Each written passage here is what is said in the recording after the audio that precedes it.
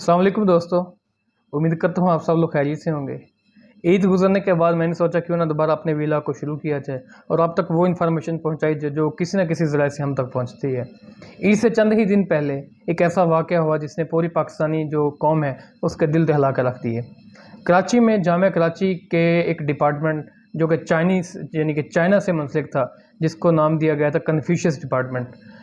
वहाँ पे कुछ जो पढ़ाने वाले मौलम थे यानी कि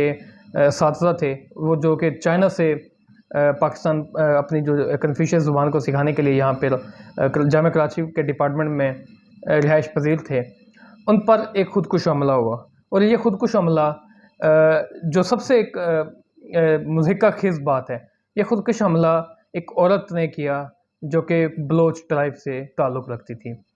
और एक पढ़े लिखे ख़ानदान से ताल्लुक़ रखने वाली औरत, उसने ये खुदकुश धमाका क्यों किया और इसमें क्या स्पेसिफ़िकेशंस थी कि क्यों उसने चाइनीज़ जो लोग हैं उन्हीं को क्यों टारगेट किया। ये वाक़या बिल्कुल एक दिल दहला देने वाला वाक़या था, क्योंकि चाइनीज़ की जो सी पैक के ज़रिए पाकिस्तान में इन्वेस्टमेंट है, वन बेल्ट वन रोड के ज़रिए पाकिस्तान में जो इन्वेस्टमेंट है, और जो दूसरे जो हम ज़राए देखते हैं जिस तरह के रोड्स हो गए,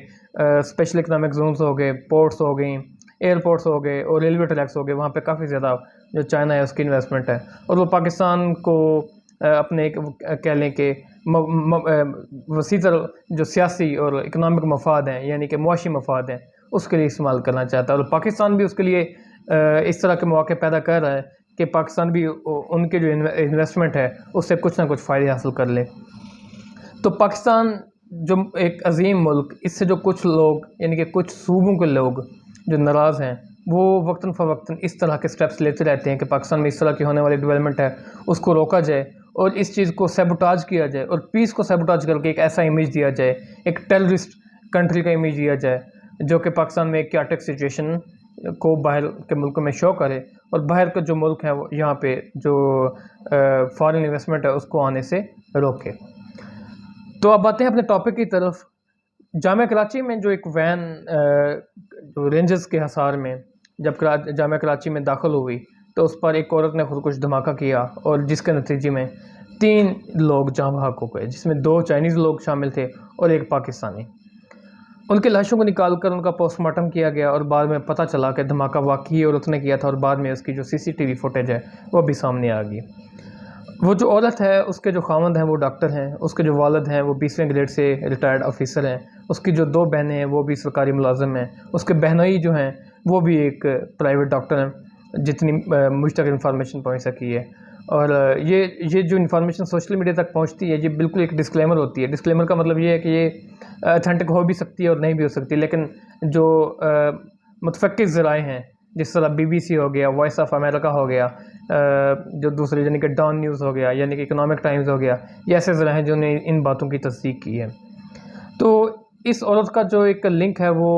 बलोच लिबरेशन आर्मी के साथ बताया जा रहा है, जो कि बलूचिस्तान में काफ़ी अरसे से काम करी और पाकिस्तान में पीस को ख़राब करने के लिए बेशतर आगे है।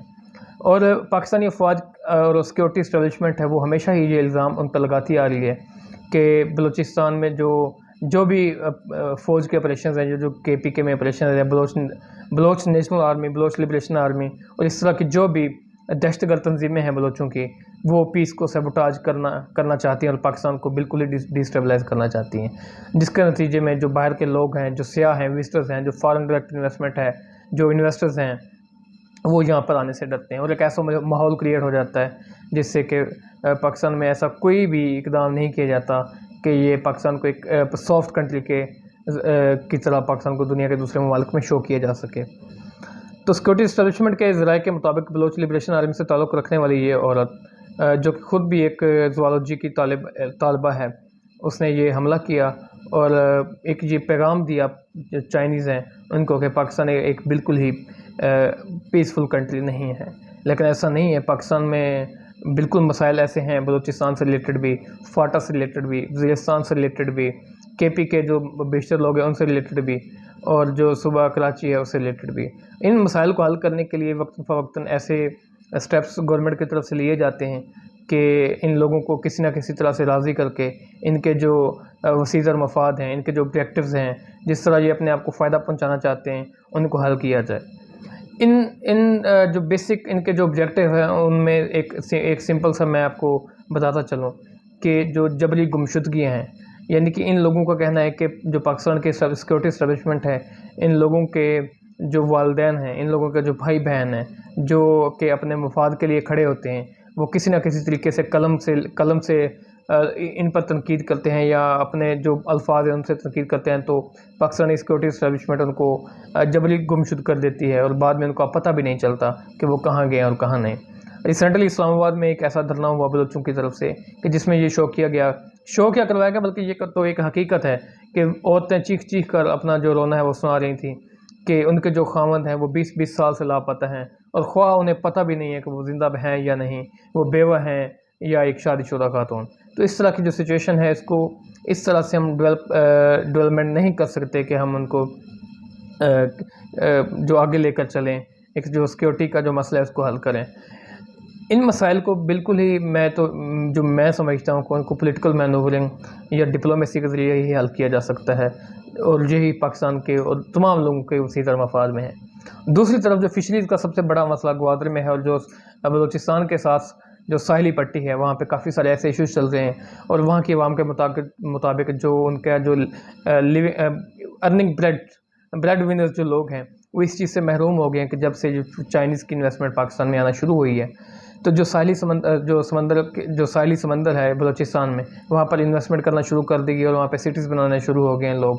लोग और जो बाहर से आने वाली कंपनीज़ हैं और चाइनीज़ लोग, तो इनका जो फिशरीज़ का कारोबार था वो बिल्कुल ही बंद हो गया है। तो ये भी उनके ऑब्जेक्टिव में शामिल है जो कि हमारी गवर्नमेंट को ज़्यादा से ज़्यादा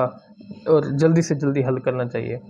और उसके अलावा जो तालीम की एक कमी है वो तो वाकई बलूचिस्तान के कुछ इलाकों में, कुछ क्या ज़्यादातर इलाकों में पाई जाती है। उसकी बेसिक वजह यह है कि ये एक जो बलूचिस्तान की टेरेन है वो इस तरह की टेरेन है कि वहाँ पर सफ़र करना बहुत ही मुश्किल है। तो लोगों को 15-15 किलोमीटर चलकर स्कूल जाना पड़ता है और यूनिवर्सिटीज़ के लिए उनको दूसरे जो सूबे हैं पाकिस्तान के प्रोविंसेस हैं उन पर एक कोटा पर रिलाय करना पड़ता है और चंद जो ऐसे स्टूडेंट हैं वो तालीम हासिल कर पाते हैं और आगे जा सकते हैं। अगर आप पाकिस्तान की जो ब्यूरोक्रेसी है, पाकिस्तान की जो मिलिट्री है या फिर दूसरे सिविल और डिफेंस इदारे हैं वहाँ पर देखें तो वहाँ पर बलोचों की काफ़ी ज़्यादा तादाद है। वो इसलिए है कि जो कुछ लोग आगे पढ़ कर चले जाते हैं